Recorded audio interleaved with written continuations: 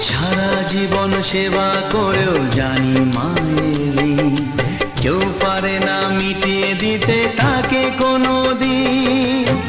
তোমারই আশীর্বাদে জীবনের প্রতি পদে যেন আমি রাখতে পারি তোমারই সুনাম মা, ও মা।